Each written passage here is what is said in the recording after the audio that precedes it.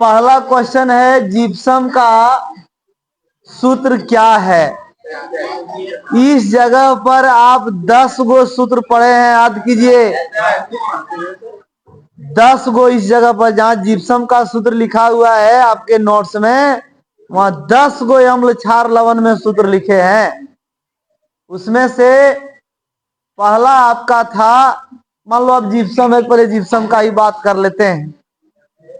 Gypsum का है calcium sulphate और dihydrate. Calcium sulphate dihydrate, calcium sulphate dihydrate, CaSO4 2H2O। Gypsum से ही वहां हम लोग पढ़े थे, जिप्सम से ही प्लास्टर ऑफ पेरिस का निर्माण होता है। जब जिप्सम को 373 केल्विन ताप पर गर्म किया जाता है तो 3/2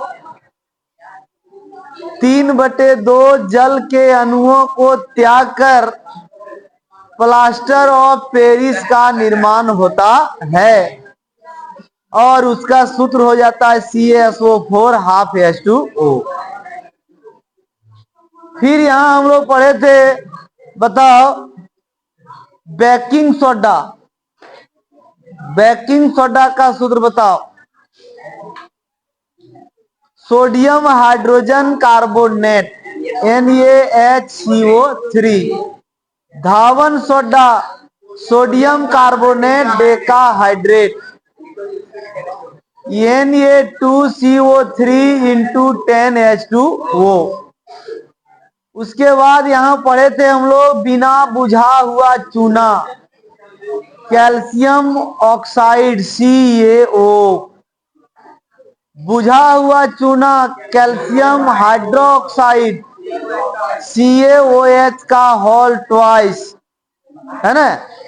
यहां हम लोग पढ़े थे सल्फ्यूरिक अम्ल हाइड्रोजन सल्फेट H2SO4।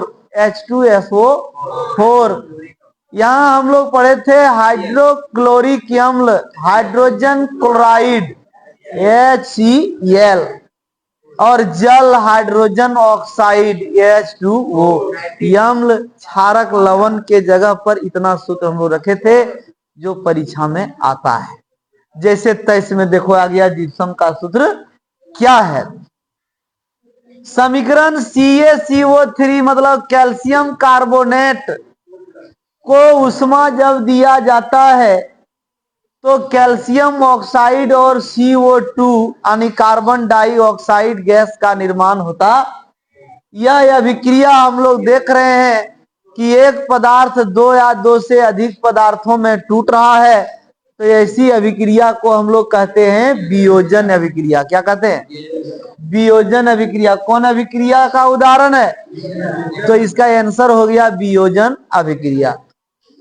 जल के विद्युत अपघटन यानी जल मतलब H2, इसमें जब विद्युत धारा देते हैं यानी विद्युत अपघटन करते हैं तो हाइड्रोजन और ऑक्सीजन में टूटता है ना। यानी कहता है तो कैथोड पर कौन जमा होता है? एनोड होता है प्लस और कैथोड होता है माइनस। तो माइनस पर प्लस जमा होगा तो H2 ये जमा होगा किस पर? माइनस पर। माइनस पर मतलब किस पर? कैथोड पर। और ये जमा होगा किस पर? एनोड पर मतलब प्लस पर। तो अभी क्या पूछा है कि कैथोड पर कौन सी गैस जमा होगा? तो कैथोड पर होगा प्लस वाला H2। प्लस वाला कौन है? H2।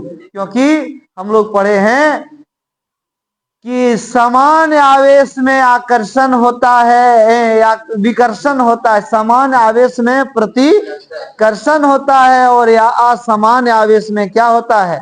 आकर्षण। यह है धन आवेश, तो धन आवेश जमा होगा किस पर? ऋण पर। और ऋण है तुम्हारा क्या? कैथोड। यह है ऋण आवेश, तो ये जमा होगा किस पर? एनोड पर। यही दिमाग में रखना है ना। अगला क्वेश्चन उपचयन और अपचयन अभिक्रिया का दूसरा नाम है रेडॉक्स अभिक्रिया। उपचयन और अपचयन अभिक्रिया का दूसरा नाम क्या है? जिस रासायनिक अभिक्रिया में ऑक्सीजन की वृद्धि हो, किसी भी अभिकारक में ऑक्सीजन की वृद्धि हो, और किसी अभिकारक में ऑक्सीजन की वृद्धि हो उसको उपचयन, और किसी में ऑक्सीजन का ह्रास हो तो उसको क्या कहते हैं? अपचयन अभिक्रिया, और उसको कहते हैं रेडॉक्स अभिक्रिया। विद्युत का सर्वोत्तम चालक कौन है? वैसे तो चांदी है, तो चांदी ऑप्शन में नहीं है, तो यहाँ कॉपर है उसके बाद, है ना। गंधक मतलब सल्फर, गंधक मतलब क्या? सल्फर धातु है न अधातु है? क्या है?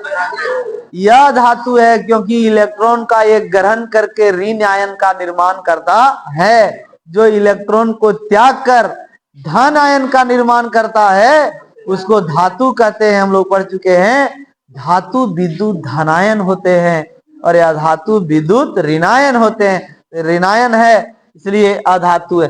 सीसा और टीन के मिश्र धातु का नाम सोल्डर है। बताओ 2023 में ऐसे ऐसे प्रश्न आए हैं। अगला